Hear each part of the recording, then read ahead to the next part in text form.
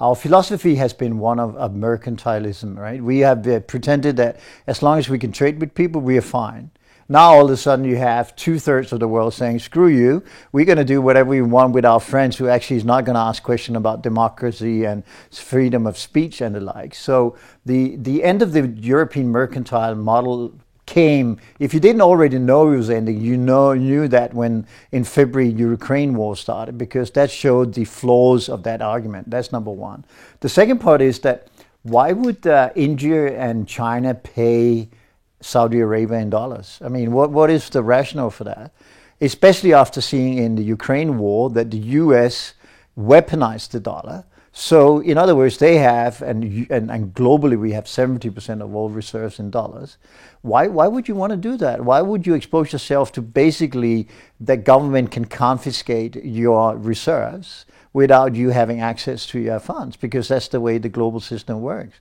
So clearly, to us at least, and you're right in taking the second conclusion there is in that call, and that is that the supranational entities are, in our opinion, without any integrity. WHO during the handling of the COVID showed up as incompetent, at best, at worst corrupt.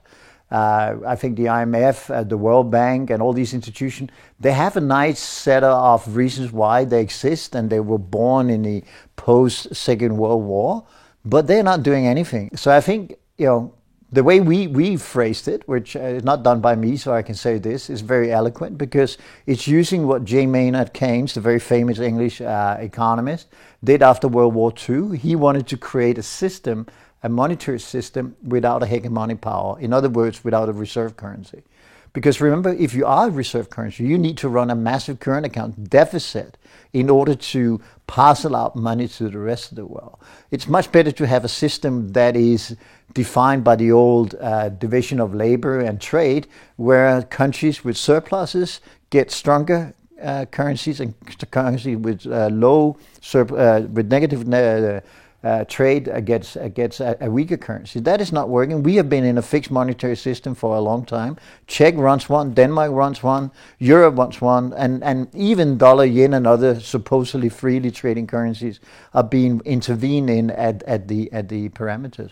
So for me, that is absolutely one on the agenda. But that again plays into the deglobalization and the strategization that goes on, and saying, if you are in a warlike economy, and we are in a warlike economy in our opinion, then you are all about resourcing, you are about your security, you are about your ability to navigate as an independent unit.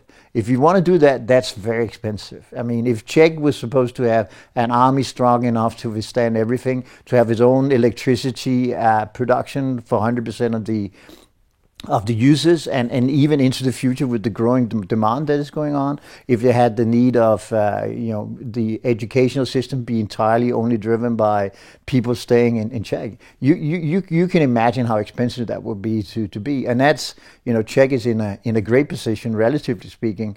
Other countries, no, not so much. So for me, I think everything is in play, everything is open. I don't have any idea that I can predict anything, but what I can tell after 30 years of doing this job is that the world's starting point is extremely naive, because they think nothing has changed after the biggest pandemic reset that we ever had. That was the single biggest amount of capital moved from the government sector to the private sector. It was the biggest amount of monetary escalation in terms of balance sheet from the central banks.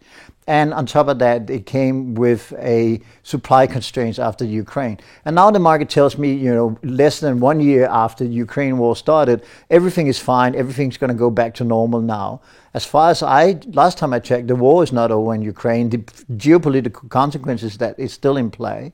We've had a 5th of December target cap on oil. All these things takes much longer than people want. But, as you very well know yourself, market wants to have ones and zeros. It's either black or white, and there's nothing in between. And I'm so old and have so little hair that I actually believe all the truth sits in between, the hot and the cold, the black and the white, and the ability to navigate. And there is always not just one excuse why your football team lose. There's a number of reasons why they lose.